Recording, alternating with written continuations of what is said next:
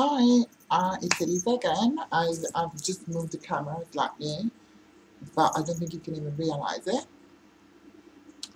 I just thought I'd give you a different angle, but it looks exactly the same.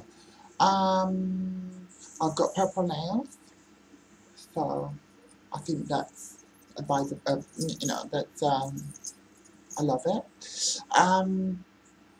I'm always wearing the same thing. Like I've got three boob tubes that I got. They're really cheap but really cheerful and really cute. And one is yellow, one is blue, one is light blue, and kind of like, that's my summer look at the moment. Um, I'm The reason why I'm making this video is because something happened today that made me kind of think of a few things. Like I basically was I've been approached by a guy that wanted to go out with me for a coffee or something. And as he was talking to me, then he asked me if I have had an operation, which was his way of asking me if I used to be a man or something. And I was like, oh my God, he approached me because he thinks I'm trans, all of that. And then talking a little bit more with him, he said that he didn't realize it when he saw me. Then when I talked to him, he kind of started thinking, which is all good because it's understandable. I don't expect to pass 100% when I actually speak to somebody. And but good looking guy and everything. But I wasn't interested. I just said, sorry, I have a boyfriend. However, what I'm saying is that even though like he never like been with, it didn't even need really. He didn't even know the word transsexual really that much. He knew about the existence of this thing, this operation, but he wasn't really phased. Wasn't really phased by the fact that I'm pre-op. He was just, he seemed to like it quite a bit, to be honest with you, which makes me wonder, it's like the 1, 2, 3, 1, 2, 3, 4. It's the fifth time that somebody approaches me that and I'm talking about a random stranger in the street or something, and he doesn't know about me, and that and I would say, no, that all of them got to know that I'm trans. None of them really were like, oh my God, at all. Like, if anything, they found it quite intriguing, to be honest with you. And for maybe some of them, the major factor was, well, actually, there was one that was really set on the operation. Like, he would not have had the problem at all had I been post-op. But pre-op, he wasn't like sure about it. Which, never mind, because I didn't like him anyway. So,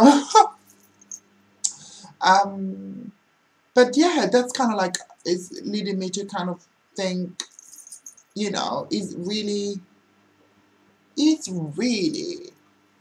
the word like what we are made to believe, or okay, I might go through different experiences in the future, and obviously, there will be bad experiences. I'm not denying that, but it seems to me that, like, if the person that you're talking to is a pretty decent person, so it comes across as somebody, fairly educated, fairly, knowledgeable, or like a sensible person in the way he speaks, obviously if you are approached by somebody like very, a bit street and a bit, I don't know, like kind of, it doesn't seem to be a very, how do you say, civilized, then obviously, I think you could expect a different kind of reaction. But then again, one of these people was actually like a really sort of like you know, a young boy that was not particularly, you know, didn't seem like, you know, posh. He was quite streetwise, but he was the coolest, you know. He was the funniest, and he really did not have any issue with me being transsexual and pre-op. So that, you know, I'm talking stereotypes here, really. What I'm trying to say is that it'd be really interesting to find out when it comes down to, you know, being one-on-one with a guy, really deep down, how many would actually be so, you know, really completely uninterested. Not with me, I'm saying, you know, generally with the transsexual woman, that obviously they find attractive, you know. Is it really the transsexual factor itself, is it really so discriminating? Or is actually, you know, somehow intriguing for most men? Not all, but a big chunk. I don't know. You know, time will tell. You know, my life experience also will tell me this. It's just that so far life has been. Sorry, I'm a bit sweaty because it's so hot in London. It's like, you know, proper summer. Um, but yeah, like life, you know, life will you know, will enable me to give this to find out what things are like for real. But so far it has been surprising me in a way that I would never have thought. You know, I expected, maybe because it's my personality, my character, but I expect, like, you know, the worst. And I expected, you know, big rejections um and certainly I have encountered rejection, but not because of the, you know, not because of that, not because, just for the simple fact that I'm trans. Um, so yeah, as I was saying, once again, you know, a random person didn't know, and I was surprised on how actually he, you know, and I'm talking about somebody that is in his 40s, you know, so it's not like a young guy, and had never been, you know, with a trans girl. And it really surprised me how much he seemed to kind of like, you know,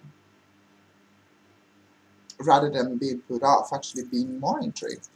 Um, so yeah, or once again, could it be a case that the world is not what the media uh, portray as, you know, uh, that human beings have are much more varied, much more interesting. They have many more desires and fantasies and ideas and than what they make us believe. You know, they were these basic people that, you know, are just one way or the other way.